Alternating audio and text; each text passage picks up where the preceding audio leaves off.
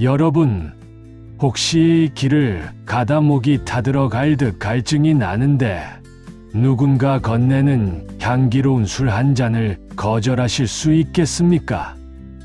지금으로부터 200년 전 한양으로 향하던 한 젊은 선비가 겪은 기이한 일입니다. 할아버지는 죽기 전 유언처럼 남기셨지요.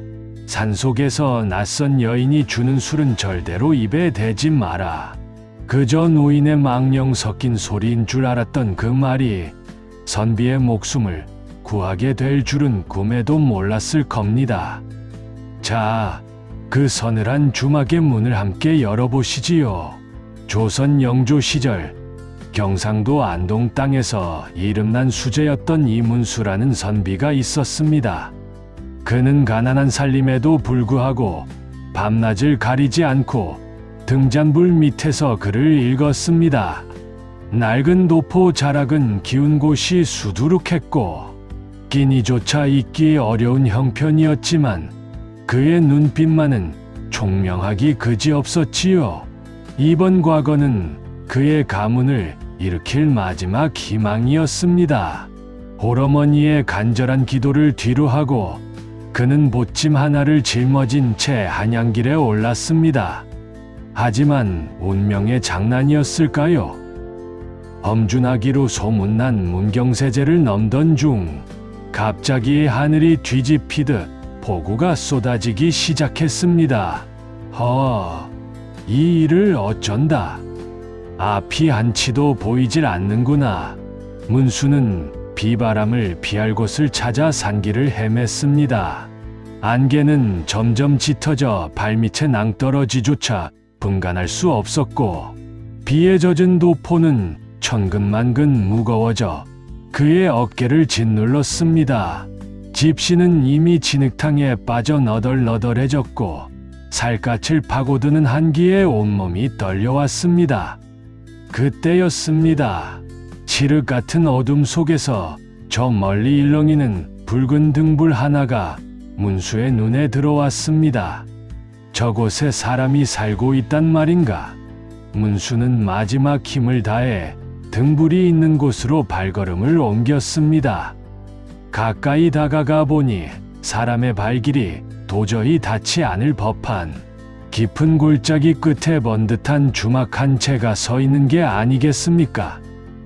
이상하게도 거센 비바람이 몰아치는데 그 등불은 꺼질 줄을 모르고 기묘한 붉은 빛을 내뿜고 있었습니다. 주막 주변은 산짐승 소리 하나 들리지 않고 정막만이 흘렀습니다. 문수가 조심스레 주막의 살인문을 밀고 들어가 개 아무도 없느냐 하고 묻자 기익 소리를 내며 낡은 목조문이 천천히 열렸습니다. 주막 안으로 들어선 문수는 눈앞에 펼쳐진 풍경의 넋을 잃고 말았습니다. 거친 산속 주막이라기엔 내부가 너무도 정갈했고 마치 양반과 대갓집의 사랑방처럼 품격이 느껴졌습니다. 그리고 그곳에는 문수를 맞이하는 한 여인이 서 있었습니다. 그녀의 피부는 백옥처럼 희고 입술은 앵두처럼 붉었으며 눈매는 속세의 사람 같지 않게 고왔습니다. 선비님, 이 궂은 날씨에 고생이 많으셨구려. 어서 들어와 젖은 몸을 녹이시지요. 여인은 나긋나긋한 목소리로 문수를 방 안으로 안내했습니다. 방 안에는 따뜻한 기운이 감돌았고 문수는 젖은 옷을 말리며 비로소 안도의 한숨을 내쉬었습니다. 하지만 이상하게도 마음 한구석이 서늘했습니다. 방 안에서는 사람의 냄새가 아닌 짙은 꽃향기와 어우러진 기묘한 향취가 진동하고 있었지요. 여인은 곧이어 정성스레 차린 주안상을 들고 왔습니다. 상 위에는 투명한 옥빛 병에 담긴 술과 산해진 미가 가득했습니다.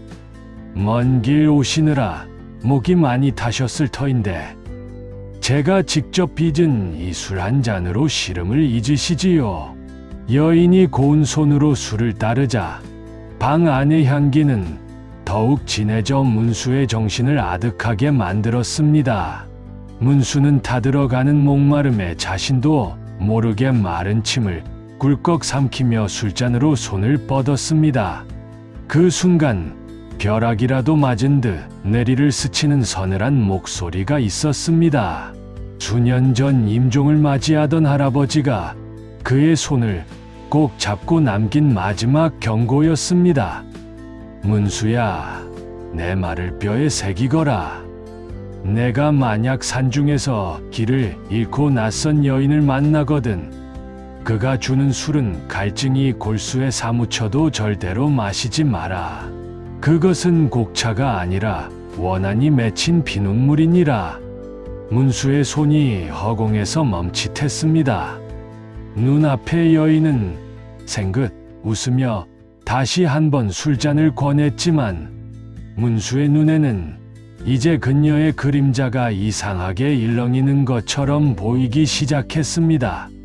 문수의 손끝이 파르르 떨렸습니다. 옥빛 술병에서 흘러나오는 액체는 달콤하면서도 어딘가 비릿한 향을 풍기며 술잔을 채웠지요. 선비님, 어찌 그리 넋을 놓고 계십니까?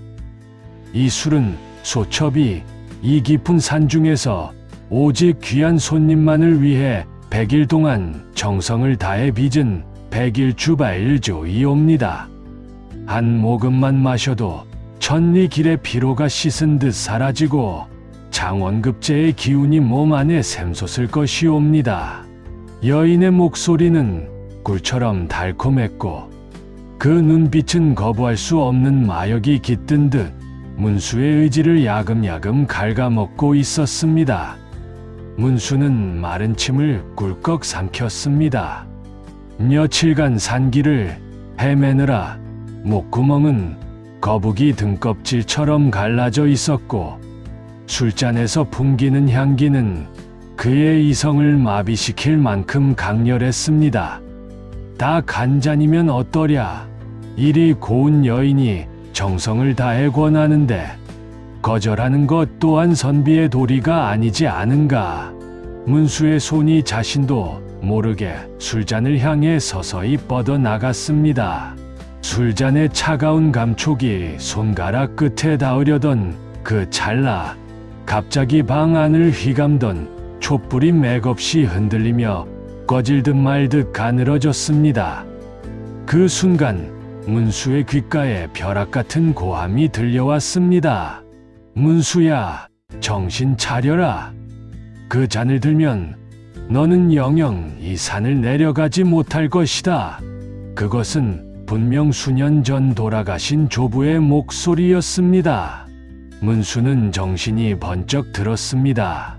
조부는 임종 직전 문수의 손을 뼈가 바스러질 듯 잡고는 우리 이씨 가문이 이 산의 귀물에게 진 빚이 깊으니 너만은 절대로 그 유혹에 넘어가선 안 된다고 피 끓는 유언을 남기셨던 것이지요. 문수는 단호하게 손을 거두어 무릎 위에 올렸습니다. 부인의 후인은 참으로 고마우나 소생은 이번 과거를 위해 내린 서약이 있어 차마 이 잔을 들 수가 없구려. 또한 돌아가신 조부님의 가르침에 따라 산중에서는 곡차를 입에 대지 않기로 맹세했소. 문수의 목소리는 낮았지만 결연했습니다. 그러자 방금까지 생긋 웃고 있던 여인의 얼굴에서 생기가 순식간에 빠져나갔습니다.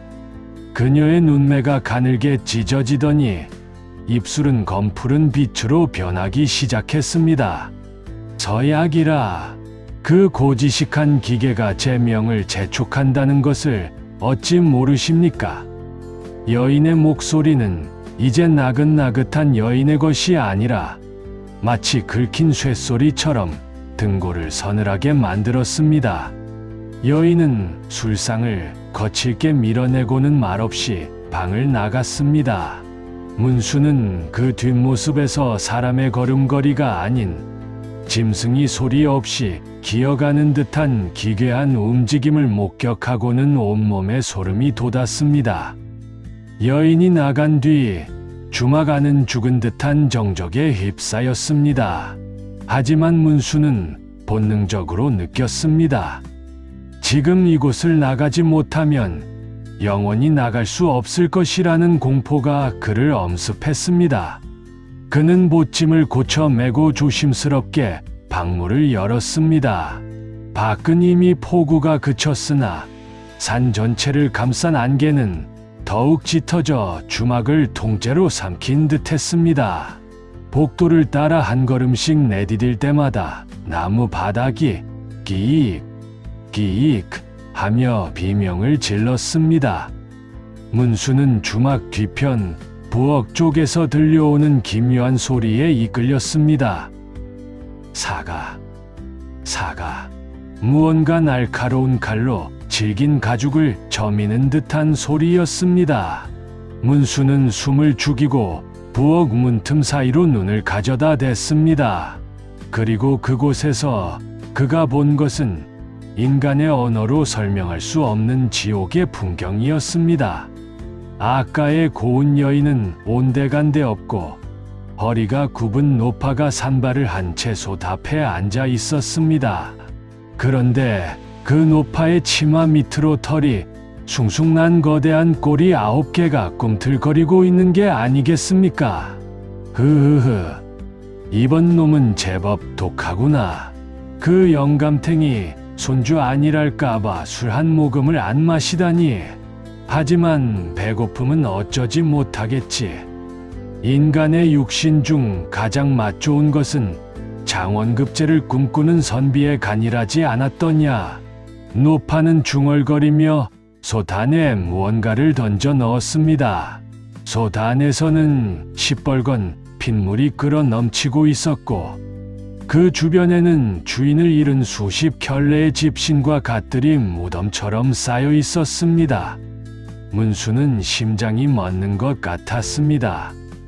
그곳에는 얼마 전 실종되었다는 옆마을 김서방의 가죽신도 보였습니다. 노파는 이제 날카로운 칼을 숫돌에 갈기 시작했습니다. 슥슥 칼날이 서늘한 빛을 내뿜을 때마다 문수의 목덜미에는 식은땀이 비 오듯 흘렀습니다. 오늘 밤 이 칼로 그놈의 가슴을 가르고 살아있는 간을 꺼내어 조부의 빚을 갚아주마. 노파의 혼잣말을 들은 문수는 깨달았습니다. 자신의 할아버지가 젊은 시절 이 귀물에게 어떤 약속을 했고 그 업보가 지금 자신을 향해 오고 있다는 사실을 말입니다. 문수는 발소리를 죽이며 뒷마당으로 도망치려 했지만 갑자기 등 뒤에서 차가운 기운이 느껴졌습니다. 선비님, 어딜 그리 급히 가십니까? 식사가 다 준비되었는데. 아까의 그 고운 여인의 목소리가 바로 귓전에서 들려왔습니다. 문수는 심장이 입 밖으로 튀어나올 것만 같았습니다. 바로 뒤에서 느껴지는 서늘한 한기와 살기등등한 목소리에 온몸에 털이 곤두섰지요. 그는 뒤도 돌아보지 않고 어둠이 짙게 깔린 숲속으로 몸을 날렸습니다. 개설아, 내 놈이 어딜 간다고 발버둥을 치느냐? 여인의 목소리는 어느새 짐승의 포효처럼 변해 산을 뒤흔들었습니다. 문수는 도포 자락이 가시덩굴에 걸려 찢어지고 집신이 벗겨져 발바닥이 피투성이가 되는 줄도 모르고 달렸습니다. 비는 그쳤으나 숲은 여전히 눅눅하고 질척였으며 우거진 나뭇가지들은 마치 귀신의 손처럼 문수의 옷자락을 낚아챘습니다.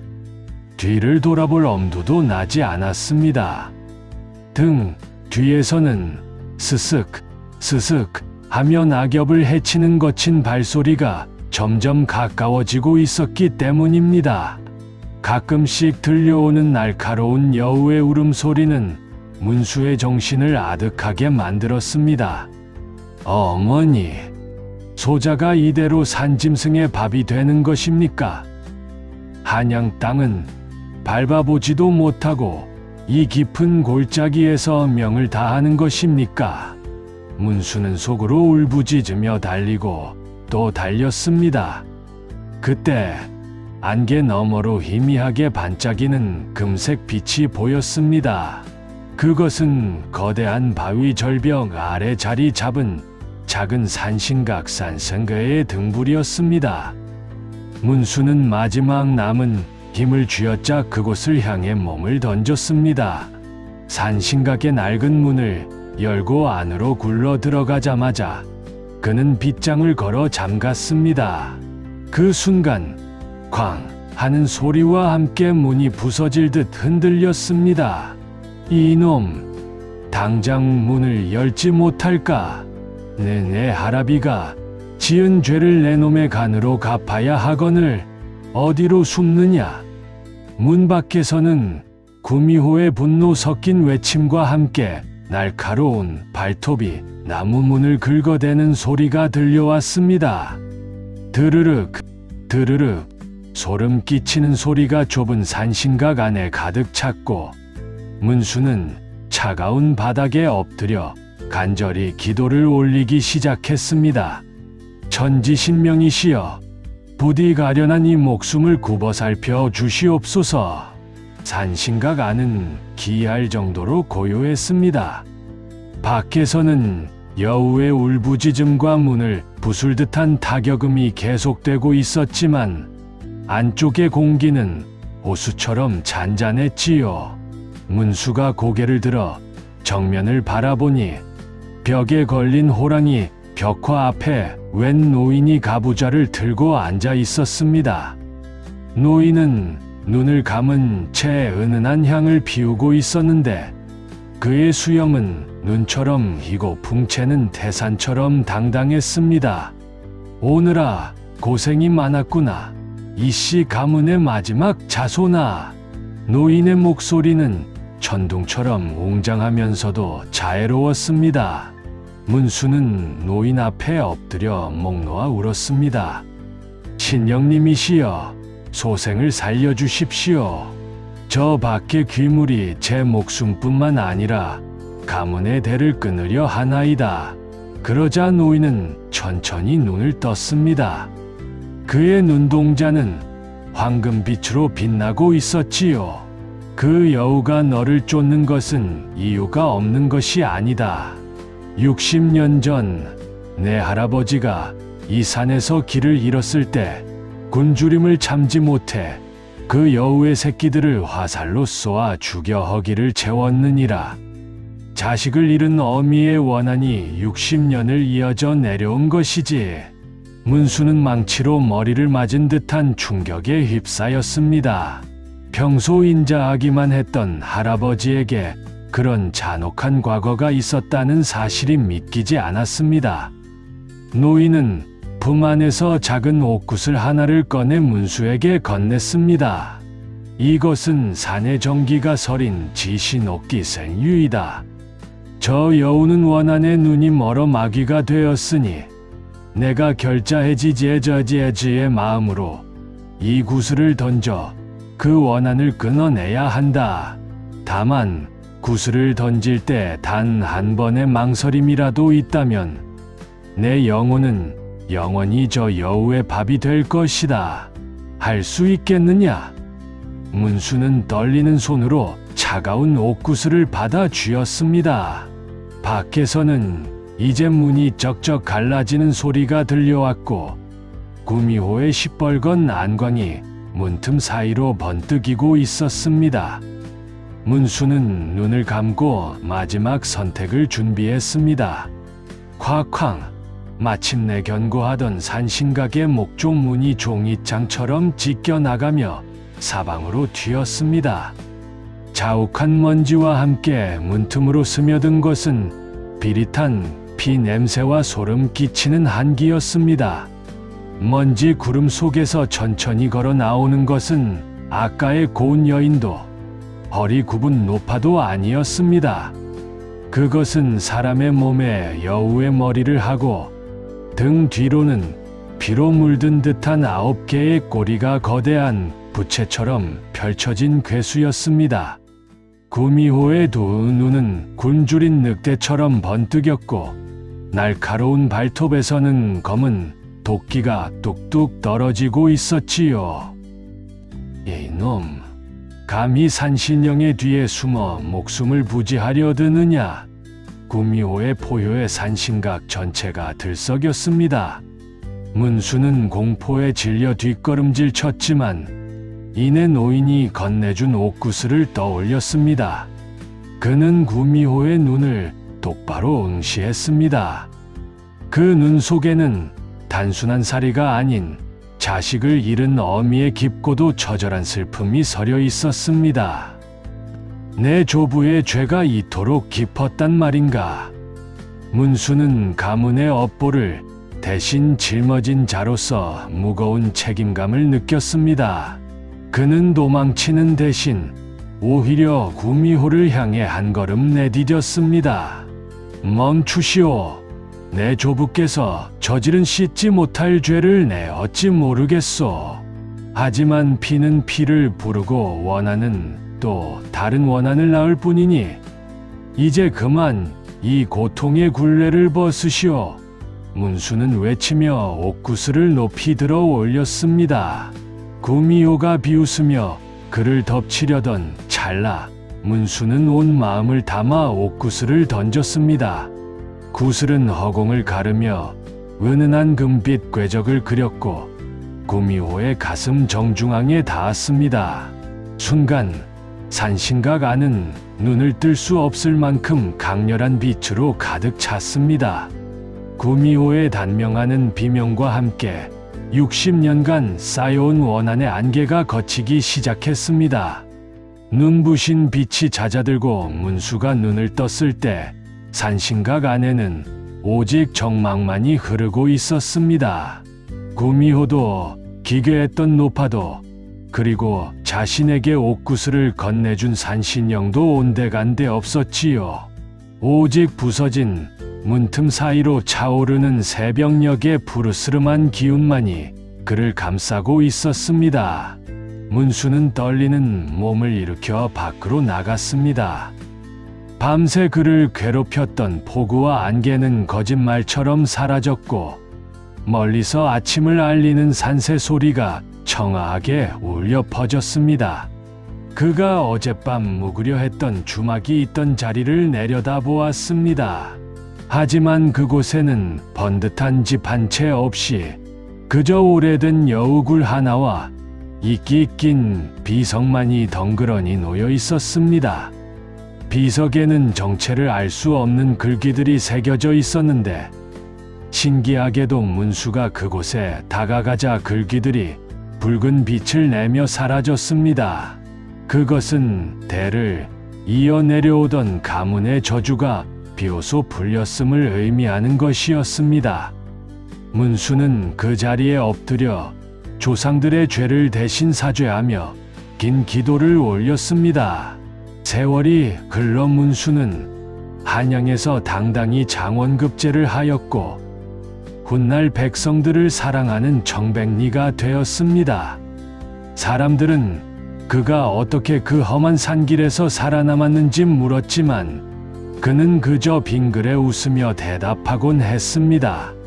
사람이 짓는 업보는 반드시 돌아오는 법이니 매사에 신중하고 생명을 귀하게 여겨야 합니다.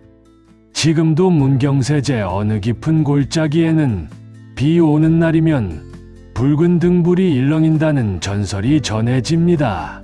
혹여 여러분도 길을 가다 낯선 여인이 건네는 술잔을 마주한다면 한 번쯤 생각해 보십시오. 그 잔 속에 담긴 것이 달콤한 술인지 아니면 누군가에 맺힌 원한인지 말입니다.